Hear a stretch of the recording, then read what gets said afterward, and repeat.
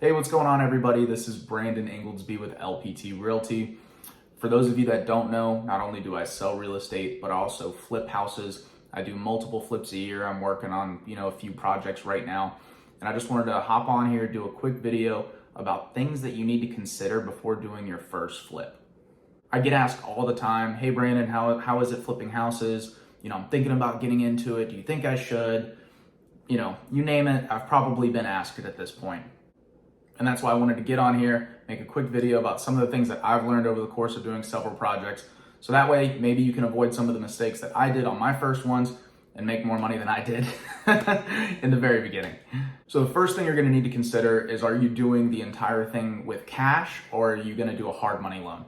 This is a very important thing to determine because it's gonna make it different, depending on where you're actually able to purchase the property at. Because if you're gonna do a loan, there's gonna be fees associated with that loan. There's gonna be the interest payments, as well as any, loan origination points. And on top of that, there's junk fees and things like that as well.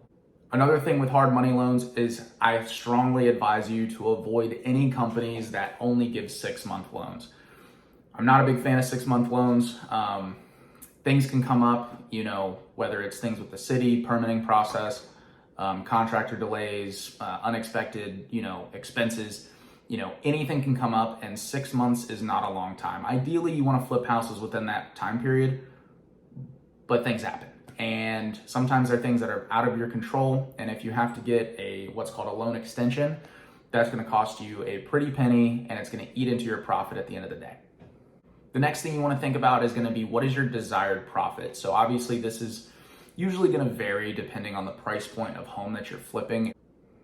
If you're flipping more expensive homes, you're going to want a bigger spread as far as the dollar value. If you're flipping smaller homes, sometimes you're going to expect a little bit less of a spread. So really, you just need to figure out, if I'm risking this much, if I'm flipping in this price point, how much do I want to make? And you want to stick to that formula. And when you're looking for deals, don't get desperate. You don't want to be like, oh, I have to buy this. This is the only deal I'm going to find. I promise you, if you put your head down and you stick to your criteria, you're going to find a deal that's going to suit your, needs, and you're going to go on and make some good money in that deal. Tip number 3 is, you're going to want to make sure that you have at least a couple contractors lined up, for when you go under contract on a property. You want to get them in there, you want to get your bids, and then from there, you can decide if you're going to move forward with purchasing that property, and you'll have a better idea of what kind of money you're going to make on that property. Another thing to consider is the fact that, are you going to have contractors do the work, or are you going to do the work yourself? Maybe you're going to manage the project, you're going to sub it out to, subcontractors, certain things that you don't know how to do. If I'm being totally honest, I don't recommend this whatsoever. It is not a form of a business that you can scale. Yeah, you're going to save money on some labor costs, but at the end of the day, would you rather do 3 or 4 flips at a time, which you can't be 4 places at once, or would you rather just do 1 flip and you save $20,000? If you ask me, I'd rather do multiple flips and make a lot more money because I'm leveraging myself and my time. The next thing you want to consider is, how big of a rehab are you comfortable with? And this is different for everybody. It's going to depend on your budget, how much cash you have on hand, because even if you're doing a loan, you have to front the rehab costs, then they draw it back out to you. So with that being said, maybe you want to do just a cosmetic type rehab, no walls getting removed, nothing too crazy, not a full gut down to the studs, no additions, anything like that. Maybe you just want to do, the typical new flooring, paint, kitchen renovation, bathroom renovation, that kind of thing. Keep it simple for your first one. Nowadays with insurance, especially in Florida, you're usually going to have to replace the roof if it's older. But other than that, try to keep it as simple as possible. Or if you're like me, I got into quite a few rehabs that were probably a little more than I should have gotten myself into in the beginning. Fortunately, they worked out. But right now, especially with this market, I am starting to shift towards, lighter rehabs going forward.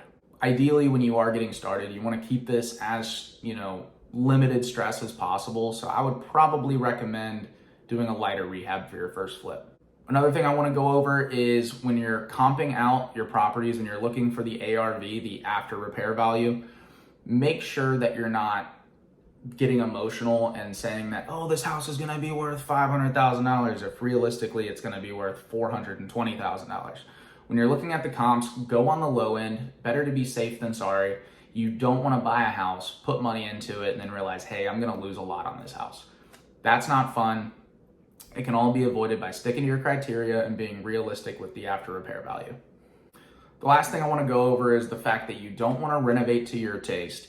You need to renovate to the taste of the masses. You want to think, oh, who's going to be buying this house? Think about the ideal person that's probably going to be purchasing that house, and renovate to their standards, to their taste. You know, instead of going with gold fixtures everywhere, which is very niche and a smaller, target audience is probably going to like that stuff. Go with, white shaker cabinets, go with stainless steel or brushed nickel handles. Don't paint the walls bright green. Like, try to keep things more neutral, where that way more people are going to like it. Hopefully draw in more offers and get your purchase price higher. So that's going to be it for this video. Once again, my name is Brandon Ingoldsby. I'm with LPT Realty, and I flip a lot of houses. If you have any questions at all my information is going to be down in the description, or feel free to leave a comment. I'm going to reply to every comment that I can. I look forward to seeing you guys in the next video.